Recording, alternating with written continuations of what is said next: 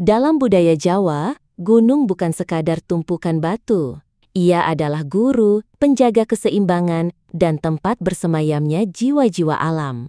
Maka ketika gunung runtuh, bukan hanya tanah yang patah, tapi juga isyarat bahwa manusia telah melanggar batas. Longsor di Gunung Kuda bukan semata bencana alam, ia adalah pesan. Pesan dari alam yang lelah ditambang tanpa pamit, diperas tanpa rasa hormat. Dan ketika alam bicara, ia tidak berteriak. Ia cukup membuat tanah bergeser, dan nyawa-nyawa pun lenyap dalam diam. Sebelum kita bedah satu persatu, silakan tulis doa dan harapan kita semua untuk negeri ini di kolom komentar. Dan bagi yang muslim, jangan lupa tulis sholawat. Semoga doa-doa kita semua terkabul.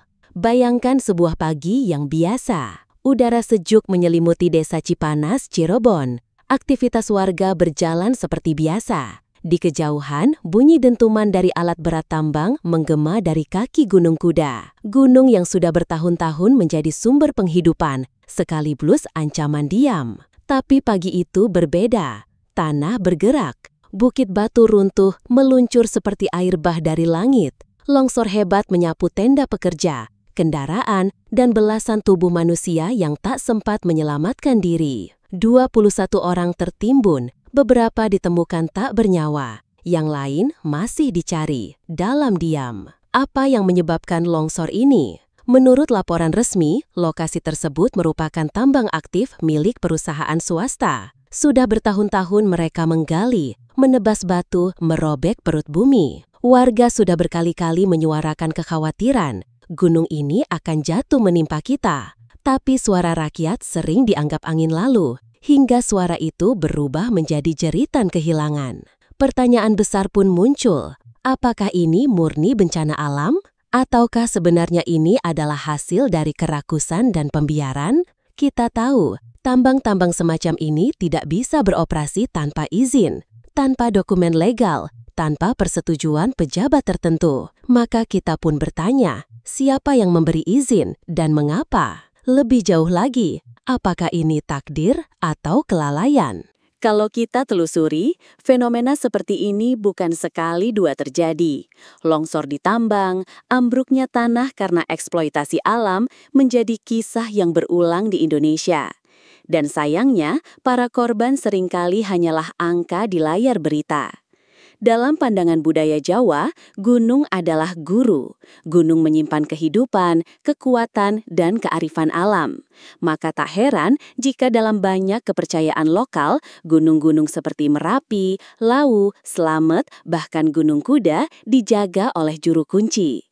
Ada ritual, sesaji, dan pantangan yang tidak boleh dilanggar. Tapi bagaimana bila gunung mulai ditambang, dipangkas tanpa pamit? Orang tua dulu bilang gunung itu bukan hanya tumpukan batu, ia punya jiwa. Dalam naskah-naskah kuno seperti Babat Tanah Sunda atau Serat Centini, bencana seperti longsor sering dilihat sebagai bentuk ketidakseimbangan antara manusia dan alam. Ketika manusia mengambil terlalu banyak, alam akan mengambil kembali. Gunung Kuda sendiri konon dinamakan demikian karena bentuk puncaknya yang menyerupai kepala kuda dari arah timur. Dalam simbolisme Jawa, kuda adalah lambang semangat, keperkasaan, dan gerak, namun juga simbol yang sulit dikendalikan, liar dan angkuh. Ketika kekuatan ini diperas untuk keuntungan ekonomi tanpa rasa hormat, kehancuran jadi harga yang dibayar. Saat kabar longsor ini mencuat, banyak pejabat datang, namun hanya sedikit yang benar-benar bertindak. Salah satunya adalah Kang Deddy Mulyadi. Dengan bahasa Sunda yang akrab dan sikap yang tak suka basa-basi, ia langsung mengumumkan, 3 izin tambang di wilayah Jawa Barat ini akan dicabut. Karena saya lihat sendiri, ini tidak beres. Langkah yang sederhana, tapi langkah. Karena di negeri ini, mencabut izin tambang bukan perkara sepele. Ada kekuatan ekonomi di belakangnya, ada tekanan politik. Namun Kang Deddy membuktikan bahwa keberanian seorang pemimpin tidak harus menunggu restu kekuasaan. Cukup dengan niat dan keberpihakan kepada rakyat. Ia datang ke lokasi bukan sekedar kunjungan kerja dengan rompi dan helm formalitas. Ia datang sebagai manusia yang melihat penderitaan orang lain dan memilih untuk tidak tinggal diam. Longsor ini bukan hanya tragedi geologi, ia adalah pesan dari bumi. Dalam pandangan mistis lokal, tanah yang bergerak adalah bahasa alam yang sedang bicara. Ia tidak suka diperas tanpa cinta. Ia marah. Gunung Kuda mungkin selama ini dianggap tumbal ekonomi, digali sedikit demi sedikit untuk memenuhi kebutuhan pembangunan kota. Tapi seberapa besar harga yang layak dibayar untuk sebuah rumah mewah, jalan tol, atau hotel ketika nyawa-nyawa hilang jadi korban? Gunung tak pernah bicara dengan bahasa manusia. Ia bicara lewat reruntuhan, gempa, longsor, dan diam yang menyiksa. Kini kita sampai pada pertanyaan terpenting. Apa yang bisa kita lakukan? Tidak semua dari kita bisa mencabut izin tambang.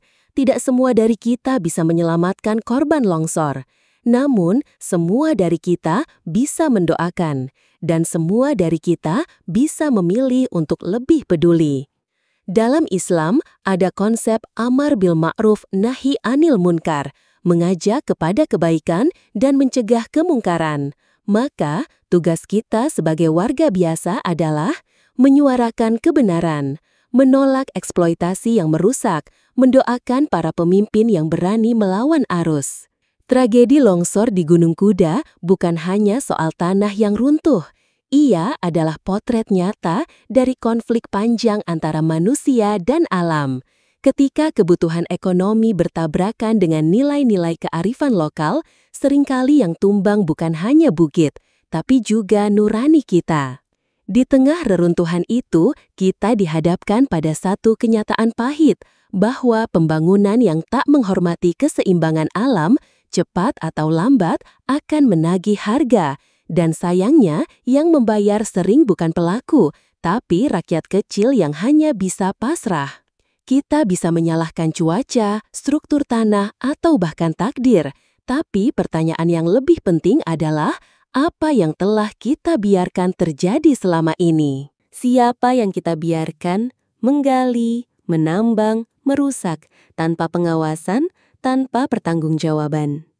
Dalam setiap tragedi, selalu ada kesempatan untuk membuka mata, untuk berhenti melihat alam sebagai objek eksploitasi, dan mulai mengingat bahwa kita adalah bagian dari keseimbangan itu sendiri. Kita butuh lebih banyak pemimpin seperti Kang Deddy, bukan karena ia sempurna, tapi karena ia hadir saat banyak yang memilih diam. Karena ia bersuara ketika banyak pejabat lain lebih memilih menghitung untung rugi politik. Hari ini mungkin kita hanya bisa menyuarakan, mendoakan, dan berbagi cerita. Tapi suara yang kecil sekalipun, jika disampaikan dengan hati yang jujur, bisa menggugah lebih banyak orang untuk peduli. Dan kepedulian adalah awal dari perubahan. Semoga para korban longsor Gunung Kuda mendapatkan tempat terbaik di sisi Tuhan. Semoga keluarga mereka diberi ketabahan yang tak putus. Dan semoga kita semua tak lagi menunggu tragedi berikutnya untuk mulai peduli. Karena gunung tidak akan bicara dengan kata-kata. Ia bicara lewat longsor, banjir, dan amarah diam dari tanah yang lelah. Dan saat alam sudah memberi peringatan, kita hanya punya dua pilihan, mendengarkan atau dihancurkan. Terima kasih telah menyimak hingga akhir. Mari tutup cerita ini dengan satu langkah kecil yang berarti. Tuliskan sholawat di kolom komentar, bagikan kisah ini, dan terus suarakan keadilan untuk alam dan manusia. Sampai jumpa di kisah berikutnya. Dan ingat, kadang yang paling menakutkan bukan suara dari hutan, tapi diamnya manusia saat kezoliman terjadi di depan mata.